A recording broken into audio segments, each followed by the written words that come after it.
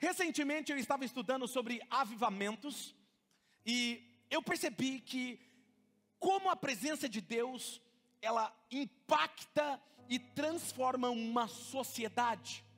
O poder da sua presença é tão avassalador que é impossível que essa presença venha sobre a vida de uma pessoa, de um homem, de uma mulher, de um garoto, de uma garota, de uma criança, ou até mesmo de uma pessoa de idade, e em consequência disso, tudo à sua volta não ser transformado, inclusive a sua própria vida. Quando pessoas simples, nessas épocas de avivamento, pessoas simples como camponeses, você vai ver pessoas camponesas, pessoas sapateiros, encanadores, advogados, pobres, ricos, não importava,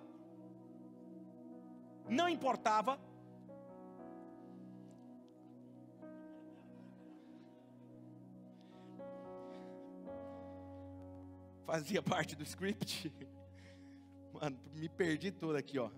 Advogados, ricos, pobres, não importava quem, decidiam a buscar a presença de Deus, eles se tornavam a boca de Deus nessa terra.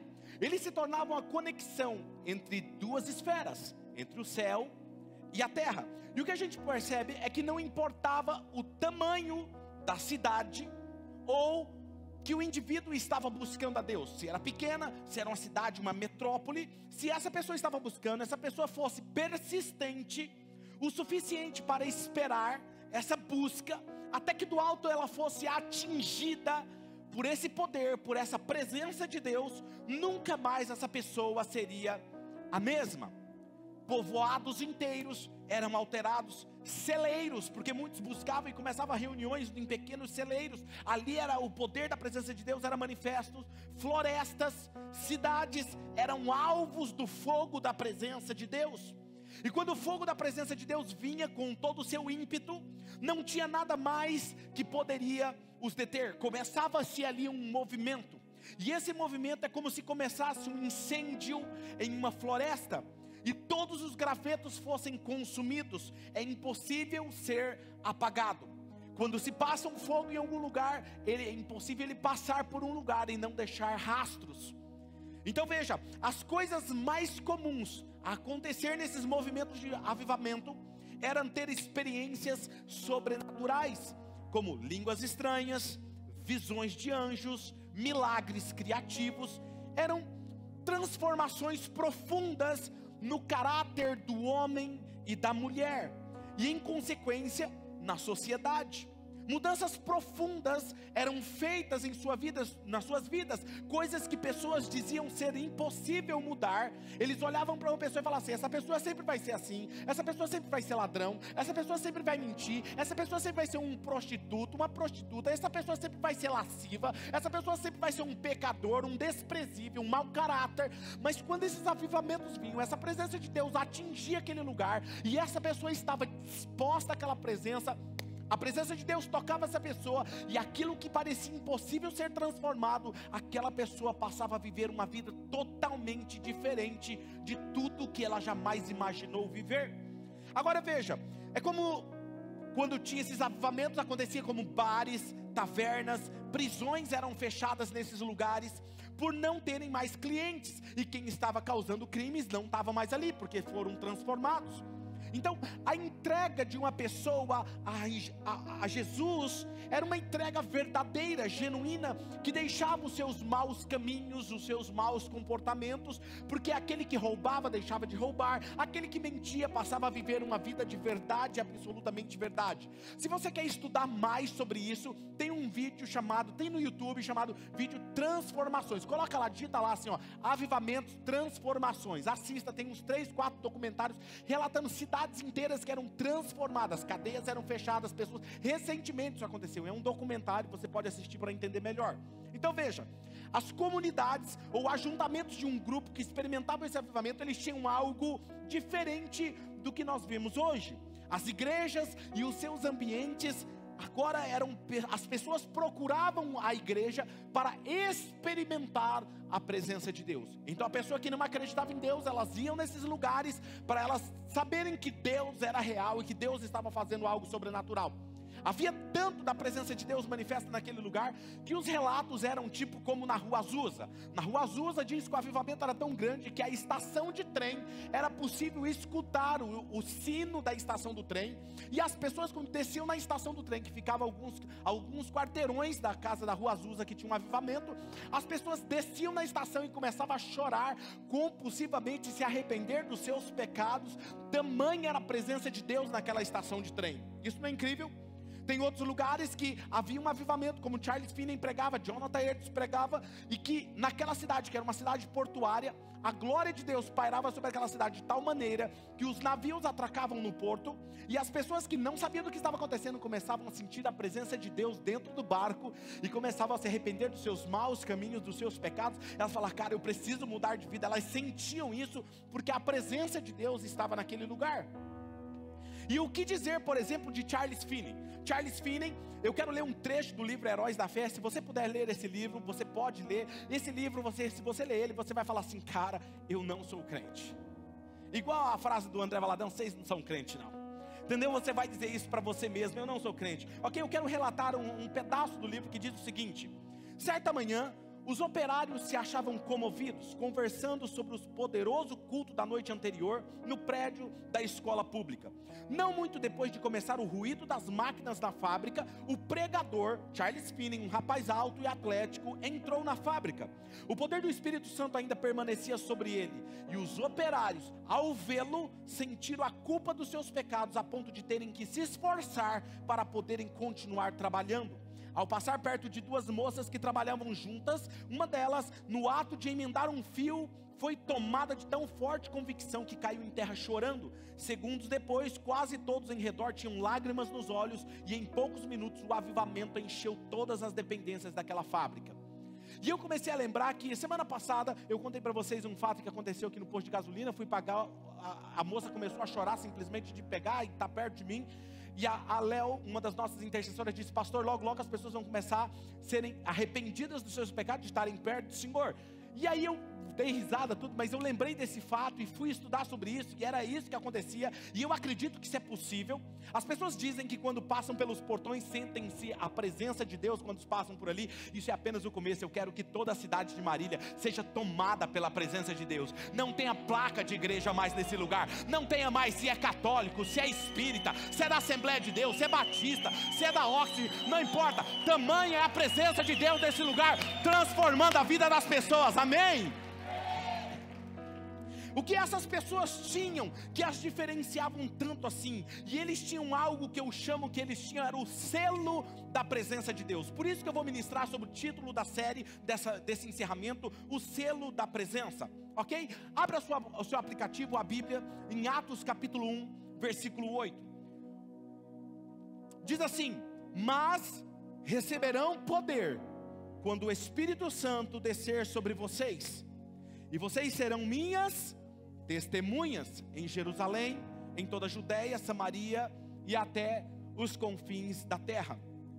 Interessante é saber aqui que, embora seja um texto muito comum entre aqueles que creem no Espírito Santo, quando vai se ministrar sobre o Espírito Santo, algumas pessoas usam esse texto e enfatizam o poder.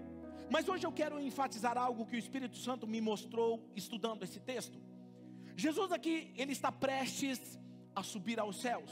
Ele já havia ressuscitado, e ele estava ali 40 dias conversando com os seus discípulos, ensinando acerca do reino de Deus. E aí os discípulos estão preocupados, perguntando como vai ser o novo templo, como é que vai ser, e não sei o que. E eles estavam preocupados, e Jesus dá uma direção para eles: vá para Jerusalém, não saiam de lá, até que do alto vocês recebam esse poder, essa promessa que é o Espírito Santo, e vocês serão minhas testemunhas. Atos capítulo 1, versículo 4 e 5 diz assim, certa ocasião, enquanto ele comia com eles, deu-lhes esta ordem: não saiam de Jerusalém, mas esperem pela promessa de meu Pai, da qual falei para vocês. Diga comigo assim: promessa do Pai. Pois João batizou com água, mas dentro de poucos dias, diga assim, poucos dias. Isso, olha o que ele está dizendo: vocês serão batizados com o Espírito Santo. Do que Jesus está falando aqui? Que batismo era esse? Que poder era esse que eles receberiam? Agora veja, era tão importante eles, os discípulos de Jesus, seguirem essa direção, que Jesus diz: não saiam de Jerusalém, não façam outra coisa, não preguem a palavra. Perceba, se eu tivesse andado com Jesus durante 3 anos e meio, eu iria achar que eu estava maior preparado para pregar o evangelho. Eu acharia que eu era o cara, porque ninguém andou, mas eu andei. Eu vi como é que opera os milagres, eu vi como é que se fala com o Pai, eu vi Jesus sendo transfigurado diante de mim, porque eu sou Pedro, o outro eu sou João. Então eu achava que eu estaria pronto, e Jesus está falando: vocês não estão prontos. Apesar de caminharem comigo, apesar de saberem tudo sobre mim, vocês não estão prontos. Não saem para pregar, não preguem, não falem nada, não ensinem, não façam nada sem antes receber esse poder. Porque se vocês fizerem qualquer coisa, vocês não terão nenhum efeito, as suas palavras serão vazias, as suas pregações, a sua influência não terá transformação, não terá nenhum impacto sobre o coração das pessoas.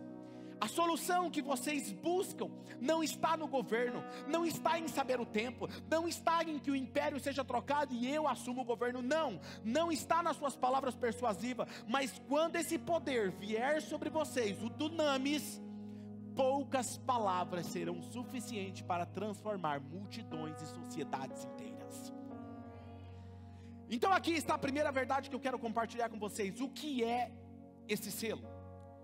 Efésios capítulo 4, versículo 30 diz assim: não entristeçam o Espírito Santo de Deus, com o qual vocês foram selados para o dia da redenção.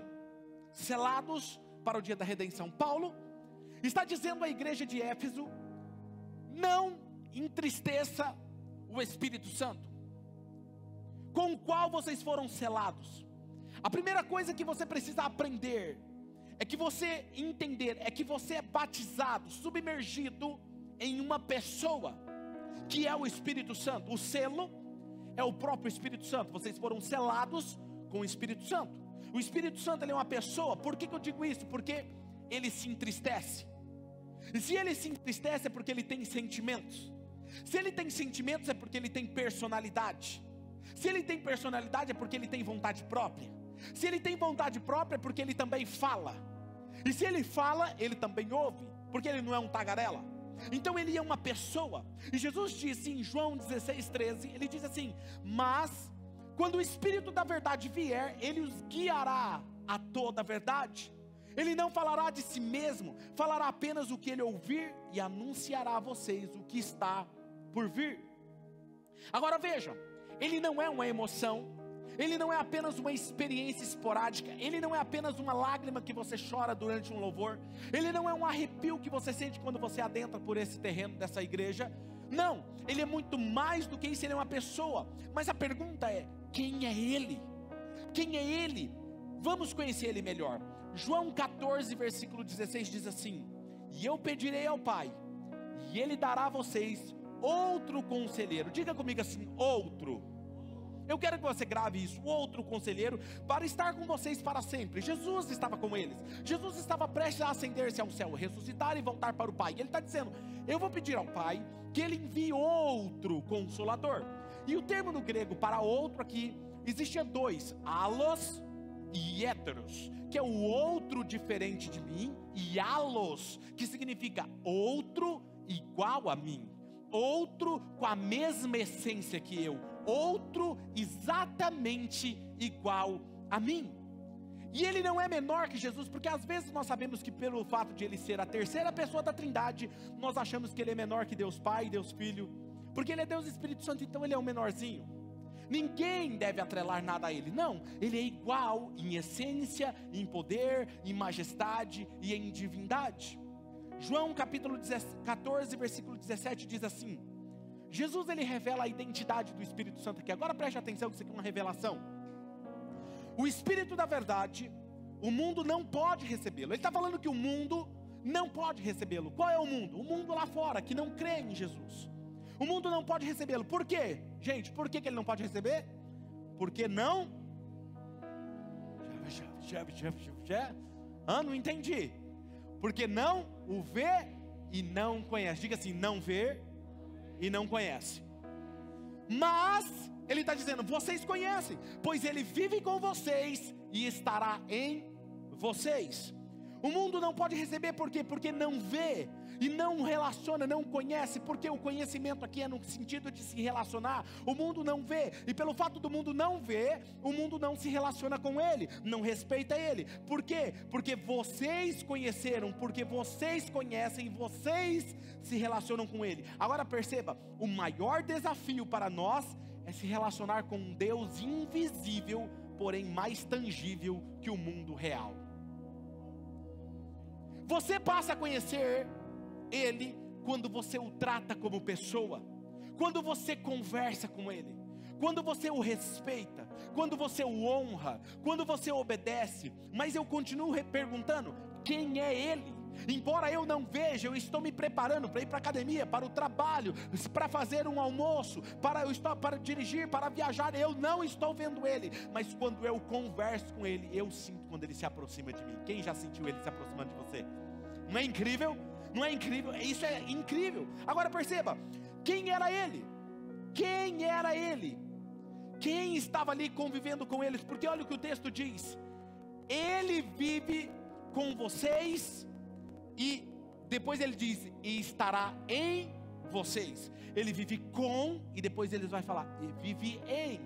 E a partícula no grego para viver com, é alguém que compartilha do mesmo espaço físico.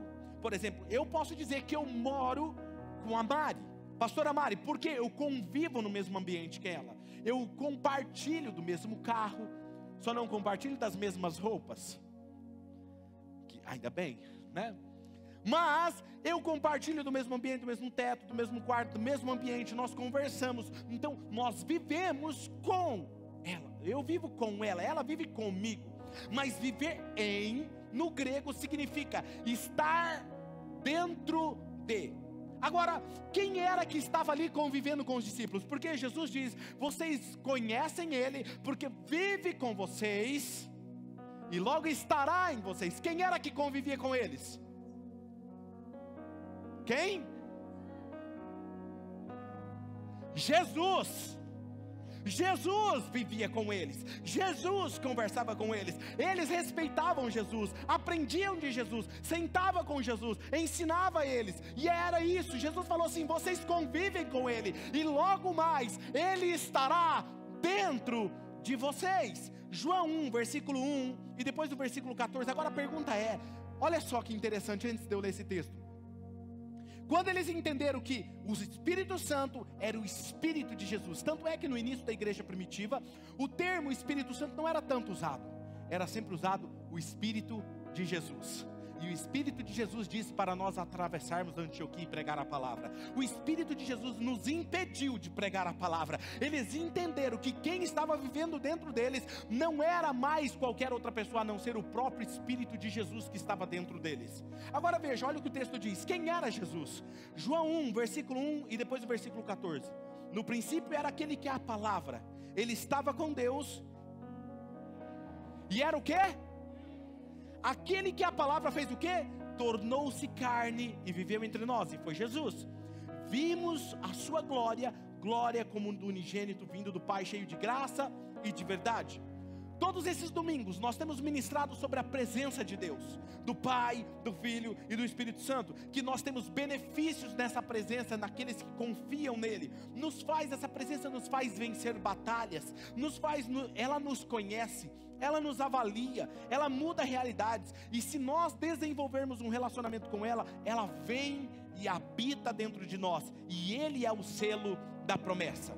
Aí veja o que eu estou querendo dizer para você. Quem era os discípulos de Jesus? Os discípulos de Jesus, Pedro tinha problemas. Pedro tinha problema com violência, ele era meio agressivo, não tirava ele muito do sério não, que ele já puxava logo a espada. Eu gosto de cortar a garganta. Aí você vai falar assim, mas pastor, ele nunca cortou a garganta de ninguém. Não cortou porque o rapaz desviou, porque aquele que ele cortou a orelha era para pegar, era no pescoço mesmo. Aí alguns estão falando assim, rapaz, eu estou me identificando com Pedro, que tem uns que dá vontade de cortar fora, não é? Pedro tinha problema com isso, ele falava quando não era para falar, negou Jesus. Alguns outros discípulos eram considerados filhos de trovões. Cara, imagina quando Jesus falou assim, ó, os filhos de trovão. Eu não consigo imaginar o filho do trovão, alguém, Jesus chamando o cara de filho do trovão, ele chegando assim, ó.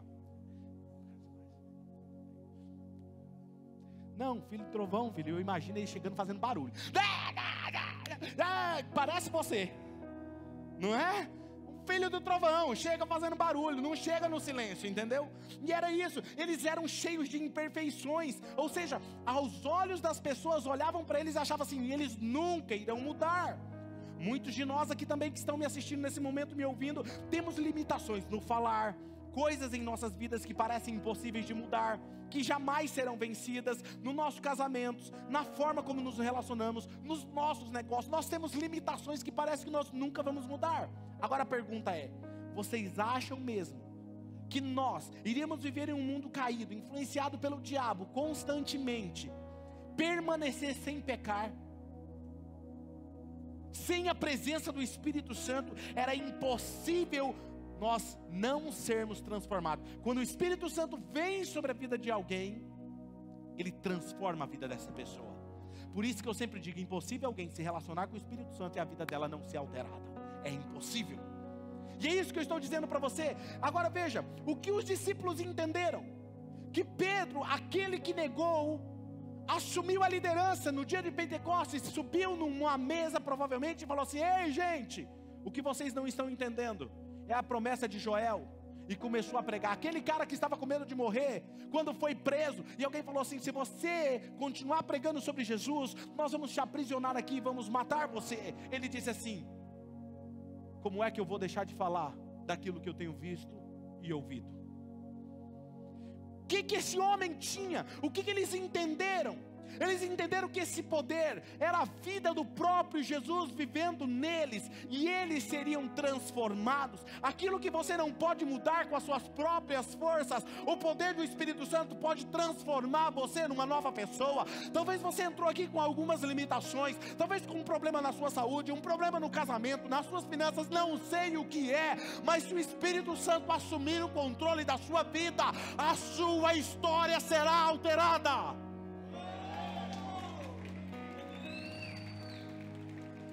Ele é o mesmo poder que ressuscitou Jesus dos mortos. Quando você vai ler que Paulo diz, e o Espírito de Deus, quando veio sobre Jesus, tirou ele de dentro dos mortos. Era o próprio Espírito que ressuscitou Jesus, agora mora em você. A primeira pergunta era, quem é esse selo? Então você já entendeu que o selo é o Espírito Santo, que o Espírito Santo é o próprio Jesus vivendo em você, ok? Estamos concordando aqui?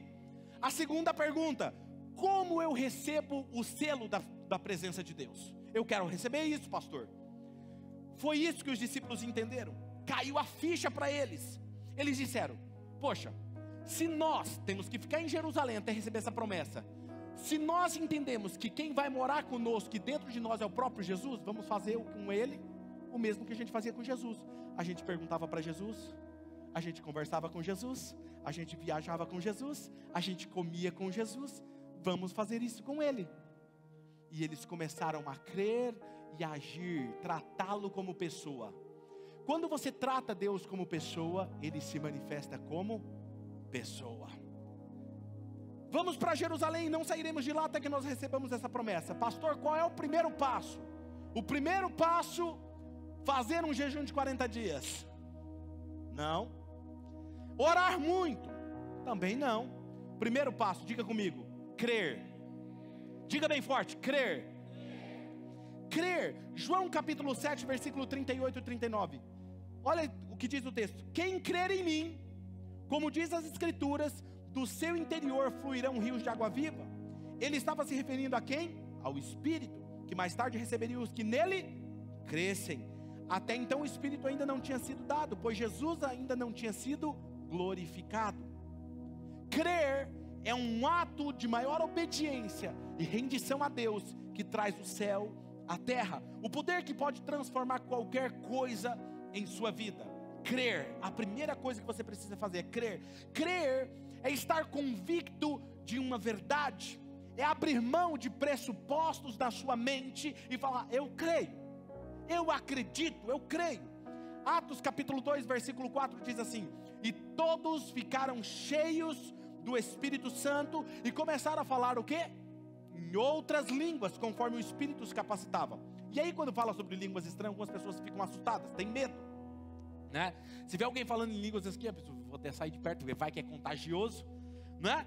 Mas o termo no grego aí é glossa, que vem de linguagem. É uma linguagem que Deus dá, é apenas uma linguagem. Eles começaram a falar em outras línguas, conforme o Espírito Santo lhe deu a expressão exata. Por isso, nunca tenha medo quando você ver alguém falando em línguas ou falando baixinho perto de você. Então essas línguas de fogo vieram e pousaram sobre a cabeça deles. O texto diz que foram vistas línguas de fogo pousando sobre a cabeça deles. E aí eu acho uma coisa interessante aqui, que por alguma razão, por que o fogo vinha sobre a cabeça deles? Interessante, imagina um fogo sobre a minha cabeça. Aí você ia olhar e falar assim: pastor, eu estou vendo um fogo sobre a sua cabeça. E na sua, pastor, um pouquinho mais, que não tem cabelo para atrapalhar a visão, dá para ver bem o fogo sobre a sua cabeça. Interessante, se está sobre a minha cabeça, não tem como eu ver, não é? Eu tenho que, se eu olhar para cá, quem vai? Vira para lá, não tem como eu ver, porque está sobre a minha cabeça. Mas eu vejo o fogo sobre a sua cabeça. Pastor, o que o senhor está querendo dizer? Eu precisava crer que o fogo estava sobre a minha cabeça. Eu vejo o fogo na sua cabeça, mas para eu saber que está sobre mim, eu preciso crer. Diga, crer. Por exemplo, vou fazer uma outra pergunta aqui. Adonis, você já recebeu Jesus como seu único e suficiente Salvador? Você tem certeza disso? Como você sabe disso? Ou seja, é fé. Você crê. Se você crê que Jesus vive dentro de você, por que você não crê que o fogo da presença de Deus também está sobre você? Nós queremos, mas eu quero orar para receber. Mas espera aí, se você crê, você já tem. É uma questão de crer. Crer, ok? Agora vamos lá. Segunda coisa, pastor, qual é o segundo passo? Pedir, diga comigo, pedir. Rapaz, se tem uma coisa que eu sei fazer com Deus é pedir. Eu não sei você, eu não tenho dificuldade nenhuma em pedir as coisas para Ele. Pedir, então primeiro, vamos lá, primeiro, segundo, Lucas capítulo 11, versículo 9 ao 13 diz assim: por isso digo, peçam, e eu vou ver se eu vou dar para vocês. É isso que Jesus está falando? Diga de novo, peçam, busquem e encontrarão, batam e a porta será aberta, pois todo o que pede, alguns que pedem, pois todos, diga assim, todos. Gente, vou ensinar uma coisa para vocês no grego. Essa palavra todos no grego significa, isso inclui eu e você, todos que pedirem, recebem. O que busca, encontra, e aquele que bate, a porta se abre. Qual pai no meio de vocês, se o filho pedir um peixe, o lugar disso você vai dar uma cobra? Ou se pedir um ovo, lhe dará um escorpião? Se vocês, apesar de serem maus, sabem dar coisas boas aos seus filhos, quanto mais o Pai que está nos céus dará o Espírito Santo a quem for mais espiritual, a quem orar mais, a quem jejuar mais. Para quem que o Pai vai dar o Espírito Santo? Se vocês quiserem, ninguém sai daqui hoje sem ser cheio dele.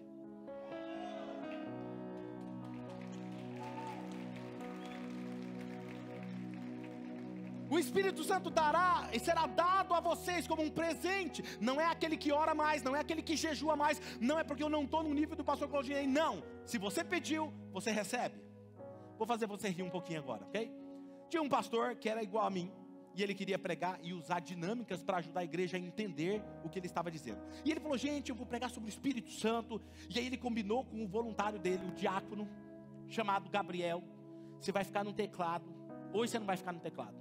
Você vai subir o teto e vai ficar lá no alçapão, lá em cima, escondido com a pombinha branca. Quando eu estiver pregando, que eu falar assim, e o Espírito Santo desceu sobre a igreja, você vai soltar a pombinha no alçapão, a pombinha dentro da igreja, beleza? Beleza. O voluntário subiu, o Gabriel subiu. Estava lá em cima e o pastor empolgado, pregando igual o pastor Claudinei. A igreja empolgada, chorando já, naquele momento da presença de Deus. Aí falou assim: e o Espírito Santo desceu sobre a igreja. Nada. E o Espírito Santo desceu sobre a igreja. Irmão Gabriel, e o Espírito desceu sobre a igreja. Aí sai uma voz do nada do irmão Gabriel falando assim: O gato comeu a pomba, pastor. Joga o gato.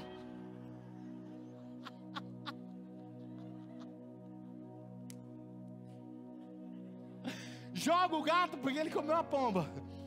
Mas era só para fazer você sorrir. Talvez você me diga, mas pastor, como que Deus dará o Espírito Santo a um pecador? Porque eu sou pecador. Quem é que é pecador? Isso, os que não são, depois eu vou fazer uma oração para vocês subirem. Pastor, como que Deus vai dar o Espírito Santo a um pecador? É exatamente por isso. Por quê? Porque olha isso, a resposta é justamente essa.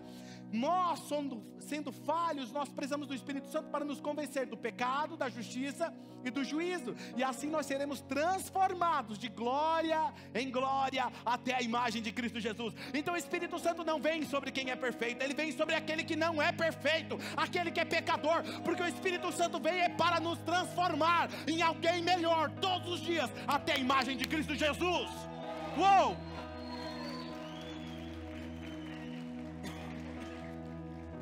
2 Coríntios 3,18, e todos nós que com a face descoberta contemplamos a glória do Senhor segundo a sua imagem, estamos sendo transformados com glória cada vez maior, a qual vem do Senhor, que é o Espírito.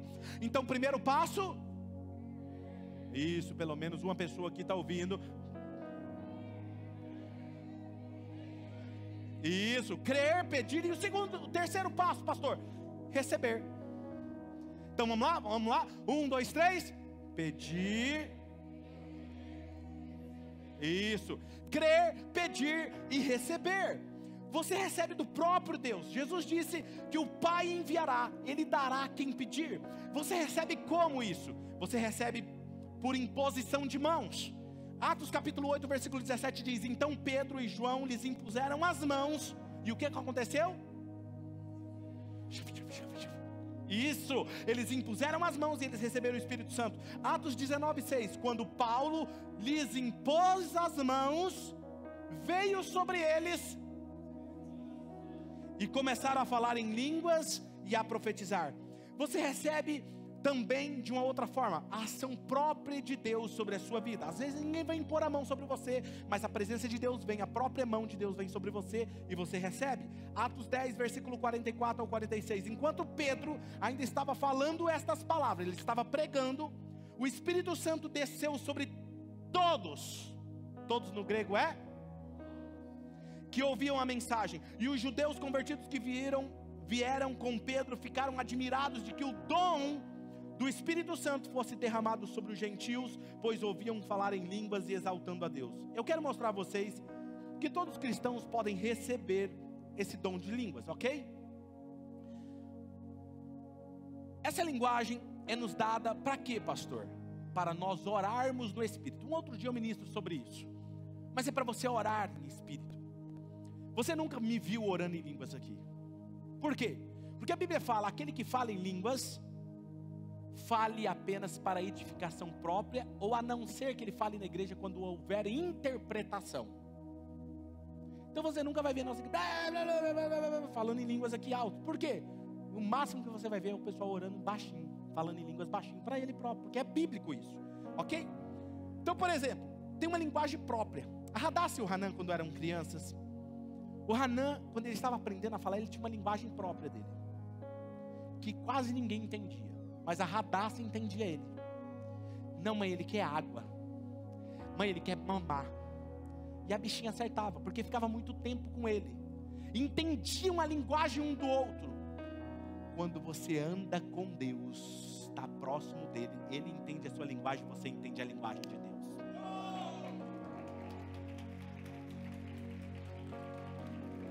1 Coríntios 14, 2 diz assim: pois quem fala em línguas, não fala aos homens, mas a quem? A Deus. De fato, o que está escrito aí, gente? Ninguém entende, porque em espírito ele fala em mistérios. Versículo 14 e 15: pois se eu oro em língua, o meu espírito ora, mas a minha mente fica... O que ele está falando? Eu não entendo. Mesmo eu falando em línguas, eu não estou entendendo o que eu estou falando, a minha mente não entende. Então o que eu farei? Orarei em espírito, em línguas, mas também orarei no entendimento, ou seja, no português. cantarei no espírito, em línguas, mas também cantarei com entendimento. Veja que não sou eu que estou falando, é o apóstolo Paulo que escreveu isso, inspirado por Deus. Se Deus queria que estivesse aqui, era para que nós entendêssemos isso. Uma vez, eu estava buscando o dom de falar em línguas, e eu não recebia, não tinha jeito, filho. Eu já tinha pastor, tinha imposto a mão, não recebia, não falava. Um dia eu sonhei falando em línguas. Vou fazer uma pergunta aqui, quem aqui já sonhou falando em línguas? Pronto, não fique chateado com o que eu vou falar agora, ok? Cheguei no pastor e falei assim: pastor, eu tenho buscado, tenho jejuado para falar em línguas, e o máximo foi que eu sonhei falando em línguas. Ele falou: isso é normal. Eu falei: como assim normal? Geralmente acontece isso com cabeça dura. Eu falei: como assim? Ele falou: porque você não acredita, você não crê. Então Deus fala assim: tá bom, filho, eu vou te mostrar então um sonho, pelo menos ver se é assim, se você entende. Você é cabeça dura. Pensa num pastor, eu fiquei bravo com ele. Depois eu entendi. E o pior foi o seguinte, que um dia eu estava em uma reunião como essa, o pastor tinha pregado, e no final ele falou: quem quer receber o batismo com o Espírito Santo, vem aqui à frente. E eu fui, e eu estava lá chorando, o louvor acontecendo, e o louvor que estava cantando naquele dia era: eu navegarei. E lá e eu orando e tal, e esse louvor comendo solto. De repente eu estou de olhos fechados e eu senti como se um calor viesse sobre mim. E aí veio aquele sonho, que eu lembrei do sonho, e começou a vir algumas palavras para falar. E eu falei: eu sou cabeça dura, não sou? E aí quando eu abri a boca, soltei as primeiras palavras, um poder se apoderou de mim, e eu comecei a falar em outras línguas. E aí eu saí feliz, pronto, fui batizado. No final do culto, cheguei na Mari, estava namorando com ela. Cheguei: amor, eu fui batizado com o Espírito Santo. Ela vira para mim chorando: amém, glória a Deus. Eu falei: glória a Deus. Ela falou: agora nós podemos casar. Eu falei: como assim? Ela falou assim: escuta. Falou assim: eu estava pedindo confirmação de Deus. Se Deus quisesse que eu me casasse com você, você seria batizado com o Espírito Santo. Eu falei: e se eu continuasse cabeça dura? Não ia casar. Quem está me entendendo?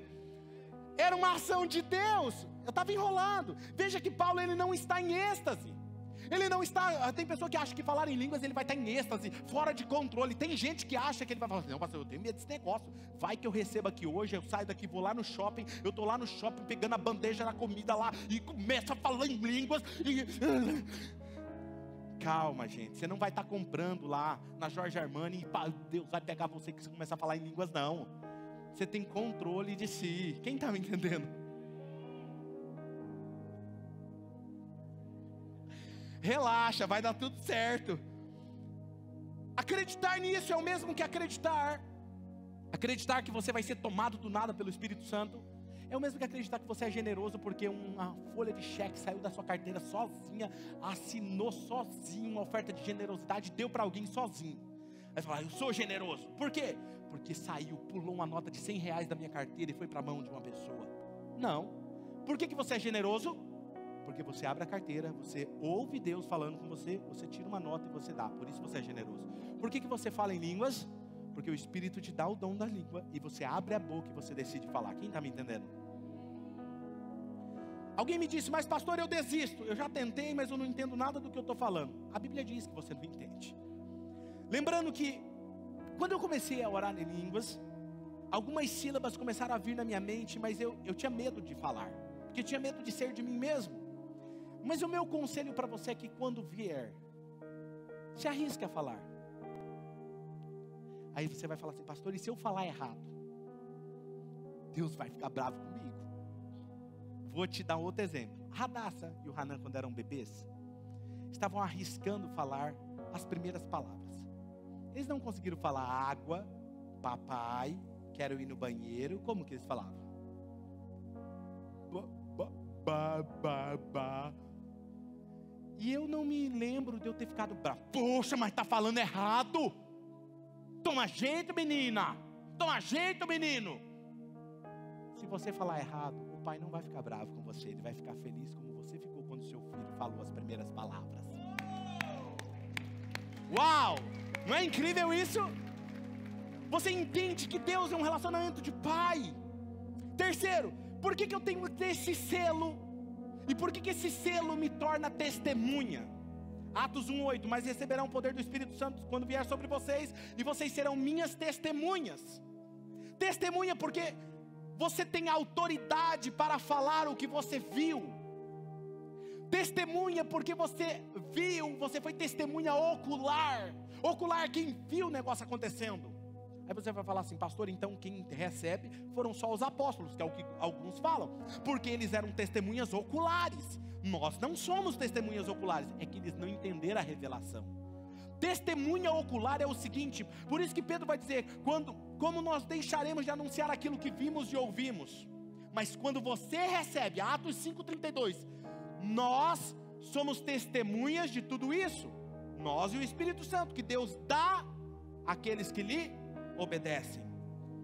Mas mais do que isso, Jesus está cumprindo uma promessa. Agora preste atenção, como que eu me torno testemunha ocular? Porque se é Jesus vivendo dentro de mim, eu posso te garantir que Ele ressuscitou. Por quê? Porque Ele vive em mim. Como você sabe? Porque as mesmas obras que Jesus fazia, Ele faz através de mim. Cegos enxergam, paralíticos andam, pessoas são transformadas, eu anuncio a mensagem do Evangelho, e a minha vida é uma outra vida, porque aquele poder lá está aqui agindo em mim agora. Por isso eu sou testemunho ocular. Mas Jesus estava cumprindo uma promessa do Antigo Testamento. Tudo que acontecia no Antigo Testamento era a sombra do que viria a acontecer. Agora preste atenção com a revelação, ok? Era uma promessa, era a sombra do que viria a acontecer. Lá no Antigo Testamento tinha a tenda do encontro, onde Moisés falava com a presença de Deus, e a presença de Deus quando vinha sobre ele, aquela tenda muitas vezes foi chamada de tenda do testemunho. A arca, que era onde a presença de Deus estava, onde essa arca estava, a presença de Deus estava, foi chamada de arca do testemunho, porque era testemunho de que a presença estava ali. Quando Jesus fala, vocês serão minhas testemunhas, está dizendo, vocês serão testemunhas de que o mesmo Deus que estava no Antigo Testamento, falando com Moisés, estava sobre a arca, agora está dentro de vocês. Por isso você é minha testemunha, por isso que você vai viver isso. Agora, quando Jesus disse isso, João 14:23, respondeu Jesus, se alguém me ama, obedecerá a minha palavra, meu Pai o amará, e nós viremos a Ele, e o quê? Paulo diz que nós temos esse tesouro em vasos de barro, para que a excelência do seu poder seja de Cristo e não nossa. É como essa luva. Imagina isso aqui. Luva, eu quero que você pegue esse iPad.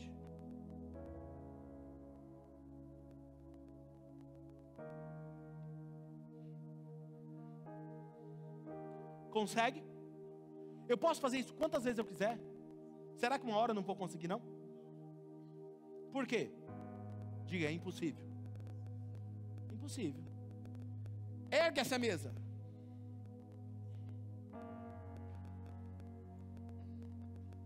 É igual você. Isso aqui é seu corpo, sem o poder do Espírito Santo. Mas quando você é cheio do Espírito Santo, aquilo que parece impossível aos seus olhos, e Deus se move através de você, não é você se movendo. Pega esse iPad, ergue essa cadeira, essa mesa, porque é Deus se movendo dentro de você quando você é cheio dele. Quem está me entendendo? Por que que quando você viu o Pai tinha costa, tinha rosto, tinha face? Você olha para Jesus, Jesus tinha um corpo, mas o Espírito você vê ele como fumaça, como vento, como água, como pomba. Por que que ele não tem um corpo? Porque ele tem o seu corpo. Ele tem o seu corpo. E quando você entende isso, você passa a viver. O poder será liberado dentro de você. Aquilo que por si só não consegue fazer, com a presença de Deus vivendo em você, será natural. Atos 2, 3, 4. E viram que parecia línguas de fogo que se separaram e pousaram sobre cada um deles, e todos ficaram cheios do Espírito Santo. Aí eu comecei a me perguntar, por que que eles viram fogo? Não poderia ser outra coisa, porque fogo. E fala que o Espírito é o selo, presta atenção nisso. Selo está referindo a carta da realeza. Quando a carta, um rei ia mandar uma carta, ele fechava a carta, que o conteúdo era importante, ele pegava o fogo e derretia a cera sobre a carta, pegava o anel, o sinete e selava. Queria dizer, ninguém abre essa carta, ela está selada, e o conteúdo que tem dentro dela só pode ser lido ou visto por quem tem autoridade. Quando o fogo veio sobre eles, Jesus estava lembrando eles sobre isso, que estava sendo selado. E quando selou a presença de Deus dentro dele, escuta, Satanás, o demônio, não tem mais poder ou acesso a você, porque você está selado por ele. Enquanto você está em obediência e selado por ele, demônio nenhum tem acesso a você.